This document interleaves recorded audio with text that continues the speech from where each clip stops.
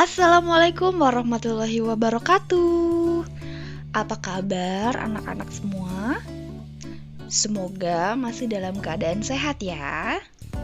Oke, sebelum pembelajaran dimulai, marilah kita berdoa terlebih dahulu. Berdoa dimulai. Selesai. Oke, pastikan kalian sudah mempersiapkan alat tulis ya, seperti buku tulis, pena untuk mencatat materi yang penting. Baik, karena ini pertemuan pertama, maka Ibu akan memperkenalkan diri dulu ya. Nama Ibu adalah Ibu Komarul Hasanah. Di sini Ibu mengampu pelajaran bimbingan dan konseling yang biasa kalian singkat menjadi BK. Materi pertama kali ini adalah tentang pendidikan anti korupsi untuk siswa. Oke, silakan disimak. Apa itu korupsi? Korupsi berasal dari bahasa Latin yang terdiri dari dua kata kerja, yaitu corruptio dan corrumper, yang bermakna busuk, rusak, menggoyahkan, memutarbalikkan, atau menyogok. Dan secara istilah, korupsi adalah penyalahgunaan kekuasaan untuk kepentingan pribadi yang merugikan masyarakat umum dengan cara yang bertentangan dengan hukum yang berlaku ya. Jadi secara istilah korupsi itu banyak digunakan untuk menggambarkan para penguasa atau yang mempunyai kekuasaan ya. Jadi mereka menyalahgunakan kekuasaannya untuk kepentingan pribadinya. Namun secara kehidupan sehari-hari, korupsi juga bisa kita temui dalam kehidupan kita ya, tidak hanya berbataskan pada penguasa saja, namun dalam kehidupan sehari-hari pun kita bisa melihat praktek korupsi itu terjadi ya. Bahkan kita sendiri pun sadar atau tidak sadar mungkin pernah melakukan bentuk-bentuk dari korupsi ini. Jadi setelah materi ini Ibu harapkan kita bisa menghindari perilaku-perilaku yang buruk, karena korupsi adalah perilaku tercela, buruk, dan keji. Wajib kita hindari dan tidak boleh kita lakukan. Selanjutnya adalah bentuk-bentuk korupsi. Ya, seperti kalian lihat di sini ada 3. Yang pertama adalah penyuapan, yang kedua penggelapan, yang ketiga pemerasan. Penyuapan adalah tindakan memberikan uang, barang, atau apapun kepada seseorang dengan tujuan tertentu yang akan merugikan masyarakat banyak dan bertentangan dengan etika serta undang-undang yang ada di negara kita.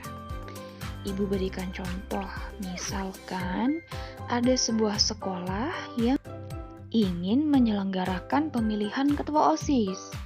Budi adalah panitia penyelenggaranya, sedangkan Bedi adalah salah satu kandidat ketua OSISnya. Si Bedi ini ingin sekali menjadi ketua OSIS, pokoknya dia harus menjadi ketua OSIS. Maka dia memberikan sejumlah uang ke Budi, gimana pun caranya, pokoknya si Bedi ini harus menjadi ketua OSIS, maka dia menyuap si Budi. Nah, itu salah satu contoh bentuk penyuapan ya.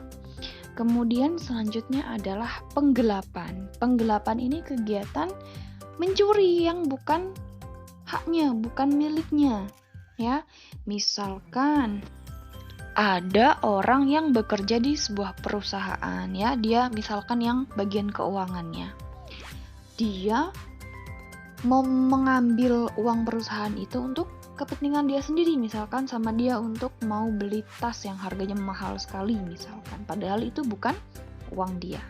Nah, itu merupakan penggelapan. Kemudian selanjutnya adalah pemerasan. Pemerasan ini sudah jelas ya, seperti memalak ya. Jadi dia memaksa meminta yang bukan haknya. Kayak orang malak misalkan.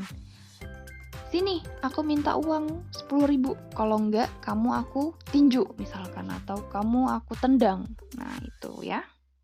Selanjutnya adalah contoh-contoh tindakan korupsi dalam kehidupan sehari-hari. Kisah si Mawar ya.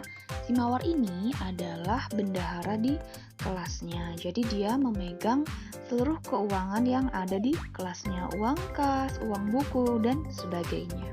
Suatu hari dia pergi ke pasar bersama ibunya. Dia melihat ada sepatu yang cantik sekali dan dia ingin sekali membeli sepatu itu. Tapi ibunya tidak mengizinkan karena sepatu dia sudah banyak. Tapi dia nggak mau tahu, pokoknya dia harus beli sepatu itu gimana pun caranya. Kemudian dia berpikir, oh iya, aku kan punya uang teman-teman di kelas. Nah, dia akan menggunakan uang itu untuk membeli sepatu favoritnya.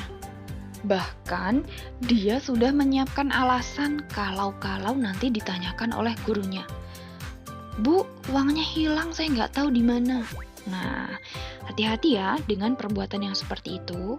Itu adalah contoh tindakan korupsi. Dan kalau itu terus dilakukan, maka akan menjadi kebiasaan sehingga nanti sampai dewasa pun akan menjadi orang yang tidak jujur dan curang, mengambil hak orang lain. Selanjutnya ada kisah Pak Arman ya. Pak Arman adalah pegawai keuangan di sebuah perusahaan. Dia diberikan tugas oleh atasannya untuk membeli sebuah alat pemanggang. Alat pemanggang itu harganya adalah 200.000. Namun, Pak Arman meminta kepada penjual alat pemanggangnya untuk menulis kwitansi dengan harga 250.000. Sehingga dia bisa mendapatkan kelebihannya untuk kepentingan pribadinya. Itu nanti akan digunakan untuk pengobatan anaknya karena anaknya sedang sakit dan dia sedang tidak ada uang untuk membiayakan. Nah, kalau kayak begitu gimana, Bu? Apakah boleh? Tetap tidak boleh ya. Yang namanya korupsi tetap tidak boleh dalam keadaan apapun ya. Kalau punya masalah, kita harus cari solusi yang baik, bukan solusi yang buruk. Kemudian, bagaimana cara mencegah korupsi? Yang pertama adalah mulai dari sekarang, saat ini. Ya, karena korupsi seperti yang Ibu bilang tadi, sebenarnya di kehidupan kita pun sudah banyak praktek korupsi yang tidak kita sadari.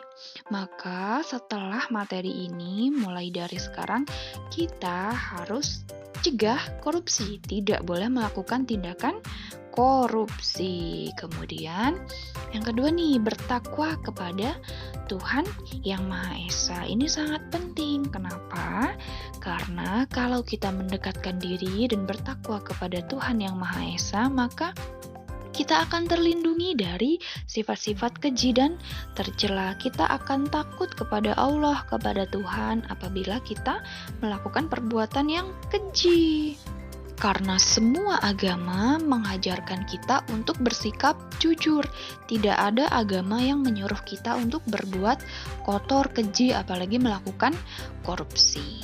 Selanjutnya adalah pergaulan yang positif. Nih, kita harus pintar-pintar memilih pergaulan. Bertemanlah dengan orang-orang yang baik, bersikap tidak pemalas. Karena itu nanti akan mempengaruhi kamu. Temanmu itu nanti akan mempengaruhi perilakumu ya. Kalau berteman dengan orang baik, maka kamu perlahan-lahan akan menjadi baik. Tapi kalau berteman dengan yang tidak baik atau yang pemalas atau yang nakal dalam tanda kutip ya, maka kamu juga nanti akan menjadi orang yang tidak baik gitu. Jadi berteman itu ada dua.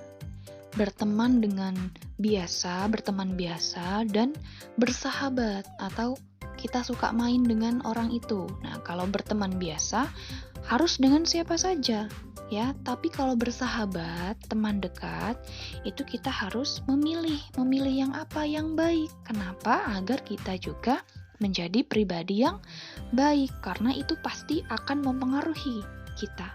Teman kita itulah cerminan diri kita, sahabat baik kita itu cerminan diri kita. Jadi, berani korupsi. Berani korupsi artinya kamu akan berhubungan dengan pihak kepolisian, yang artinya kamu akan dijatuhi hukuman penjara atau bahkan didenda. So, masih berani korupsi? Say no to korupsi. Katakan tidak pada korupsi. Berani jujur itu hebat. Jadi anak yang jujur, jadi anak yang hebat, serta jauhi korupsi. Oke, anak-anak hebat, terima kasih sudah mengikuti materi kali ini. Ibu akhiri, wassalamualaikum warahmatullahi wabarakatuh.